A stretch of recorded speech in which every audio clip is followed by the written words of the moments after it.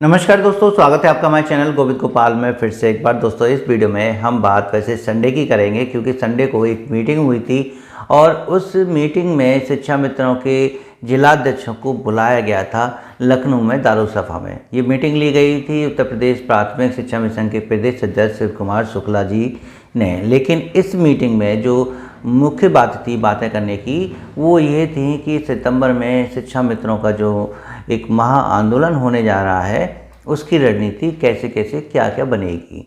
सभी जिलाध्यक्षों की राय मांगी गई थी और मुख्य रूप से प्रदेश अध्यक्ष के द्वारा शिक्षा मित्रों को संगठित करने की बात कही गई थी।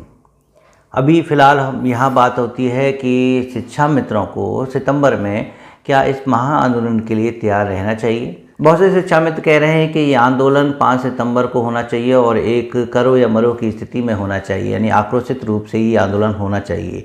लेकिन वहीं कुछ शिक्षा मित्रों का कहना है कि ये आंदोलन शांतिपूर्वक होना चाहिए और हो सकता है कि आंदोलन ना कह के एक रैली भी हो, महारैली हो, जैसे सम्मेलन है महारैली हुई, उसी तरह से ये हो तो भी शिक्षा मित्र सरकार से अपनी बात मनवा सकते हैं।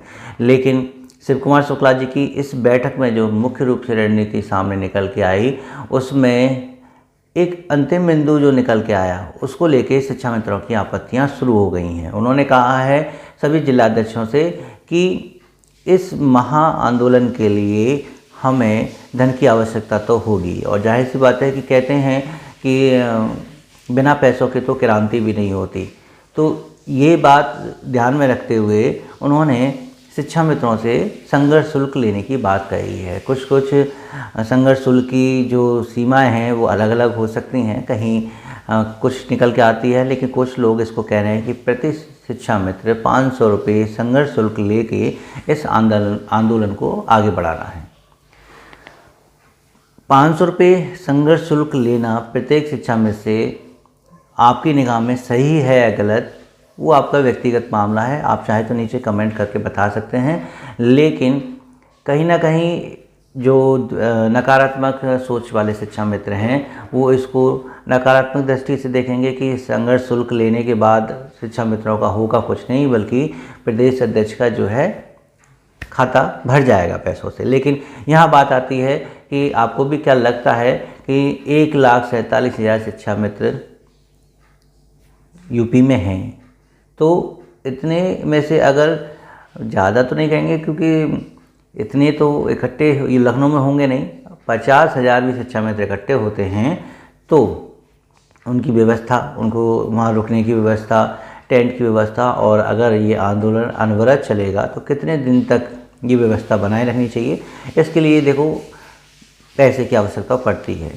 अब ये बात अलग है कि शिक्षा मित्र ये भी कह रहे हैं कि प्रदेश अध्यक्ष के पास काफ़ी पैसा है, लेकिन आप समझते हैं संघर्ष शुल्क आवश्यक है, ये जानते हैं, लेकिन कितनी मात्रा में देना चाहिए ये आप खूब भली बाती निर्णय ले सकते हैं। ना देने से अच्छा है कि अपने क्षमता अनुसार या आपका जो मन हो उसके अनुसार सहयोग कर सकते हैं, ताकि आंदोलन में कोई कमी ना आए। बात रहती है कि पैसों को लेकर शिक्षा मित्र इतने क्यों सेंसिटिव रहते हैं कि 1,47,000 में 500 का गुणा करके 7 करोड़ रुपए का हिसाब लगा लेते हैं कि इतने करोड़ रुपए उनके खाते में पहुंच गए, जबकि ऐसा नहीं है। 1,47,000 तो शिक्षा मित्र लखनऊ जाएंगे भी नहीं। कितने जाते हैं? बहुत कम जाते हैं। तो ये रहता है कि सभी लोग संघर्ष शुल्क देते भी नहीं हैं, बहुत से लोगों को तो कोई मतलब भी नहीं है, और जो देते हैं वही जाते हैं। तो इस तरीके से संघर्ष शुल्क जो मुश्किल से शायद हमें लगता है कि 40 से 50 हज़ार लोगों के बीच ही रह जाता है। और संघर्ष शुल्क इकट्ठा करके जेब में रखने वाली प्रथा आप बेहतर जानते हैं कि महाराज राजूदास जी के लिए जो महायज्ञ होने जा रहा था, उसमें संघर्ष शुल्क लिया गया, बस भी हायर कर ली गई, फिर एंड टाइम पर वो जो है संघर्ष शुल्क और सम्मेलन दोनों ही गायब हो गए। तो इस तरह की चोट जब शिक्षा मित्र खाता है तो कहीं ना कहीं उसको दुख होता है, और इन चीज़ों से ही फिर वो आगे के लिए सतर्क हो। तो अगर आपको लगता है कि उत्तर प्रदेश प्राथमिक शिक्षा मित्र संघ आपके लिए प्रयासरत है, तो अपनी क्षमता के अनुसार उनके साथ सहयोग कीजिए, और अगर आर्थिक सहयोग नहीं कर सकते हैं तो स्वयं सहयोग कीजिए, यानी कि आप चाहें तो वहाँ लखनऊ जा सकते हैं।